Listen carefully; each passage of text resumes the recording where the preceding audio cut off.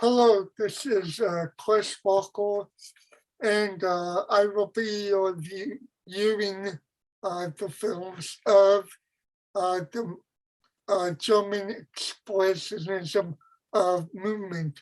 Um, German Expressionism was a movement um, from the years 1919 to 1927.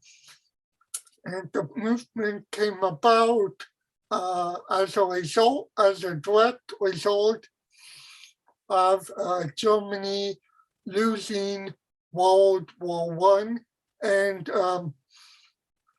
the depressive state that it was in. So all of the movies that came out of Germany at this time had four dominant characteristic traits to them. The use of the exaggerated mise-en-scène, the unique camera angles between shots, the use of long shot-like effects, and all the films for this came out of a psychological perspective, which captured the emotions and sufferings of the Balkan nation and its people at that time period. It evokes mystery, suspense, and distress during the time period, during this period.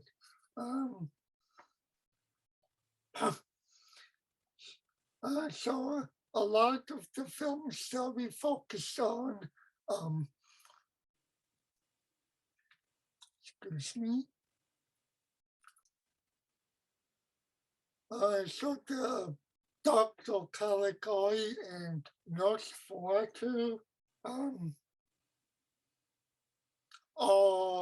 delve into the second of three distinct groups, which focuses more on the sinister, the macabre films, which were inspired by the legends of old during this period. The second question is, in what ways were Dr. Caligari and Nosferatu, how were they similar and how were they different?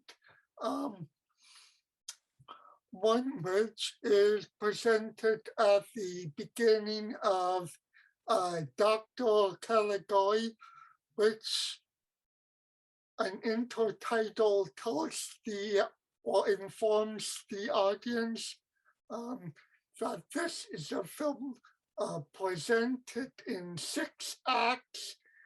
So there's like a theatrical quality to it. All of the backgrounds are presented in theatrically staged format. Whereas the other one, Nosferatu, is rooted in more of realism, which is it was shot more on location, but within the location you get the sense of isolation and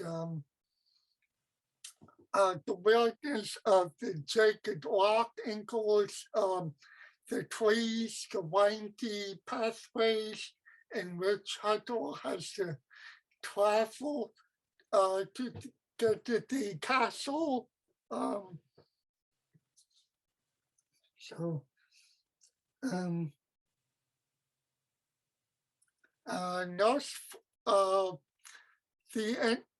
Another thing are the endings that are different in that sense. Dr. Caligari is more of a whimsical, open-ended um, movie where it conveys the audience and asks the question, who is really the insane one here? Is it for Francis, who at the beginning narrates the story, but turns out to be somewhat of an unreliable narrator, and that rather than being the hero of the film, he is in fact turns out to be a psychiatric patient, and all the characters that all in his narration are in fact um, men, are in fact mental patients, very currently resides in. And Nosferatu is more of an ending that's wrapped in a bow. There is a happy ending in which the vampire of Count Orlok is defeated, and then we cut to the actual final shot of the film, where the castle is destroyed, and it implies that the reign of terror is over. There is a feeling of isolation in both, with the characters themselves and the villains of Caesar and Dr. Caligari and Orlok in Nosferatu. And they have heavy makeup, which exposes the dark side more. One of the things I notice about that is also the close-ups of expressions on the actors' faces, of their terrified predicament, one of which can be found early on in Dr. Caligari, while Alan asks Caesar when he's going to, how long he's going to live, and he gets a response of until dawn, which you see his utter reaction of basic terror. He is shaken to the core in his response.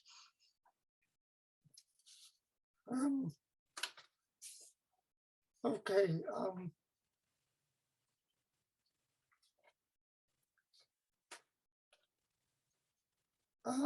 And one of one of the predominant themes that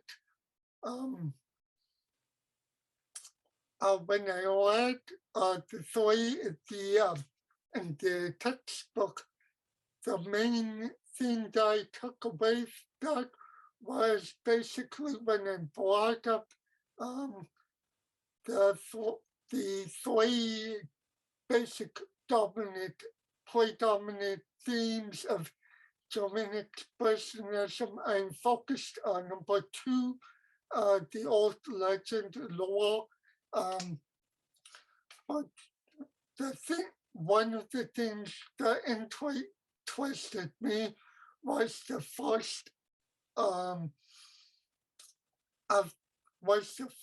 group, and the first group had to deal with the historical mythological films, which Max Reinhardt and Ernest Lubitsch refer to as historical fantasy.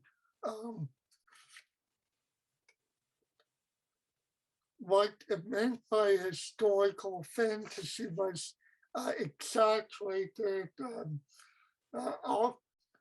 architectural, careful costuming, and heavily romanticized settings.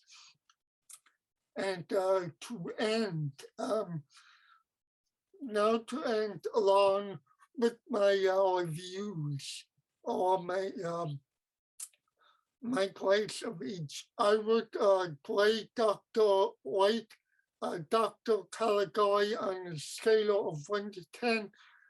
I would rate this a 9, and I would give Nosferatu, I would give a 6 or 7. 7 on that. And on a side note, before I end it, I wrote in one of my notes on Nosferatu, I paid more attention to the one of the characters, Aaron, and I mentioned that the way they did his makeup and costuming, he reminded me of Count Olaf from Lemony Snicket's A Series of Unfortunate Events. So I kind of thought that was kind of an interesting aspect to kind of end this review on. So I love to hear more classmates' reviews and their opinions on the expressionism movement, but those are my thoughts. Again, thanks for watching, and I love to hear what everybody has to say. Talk to you later.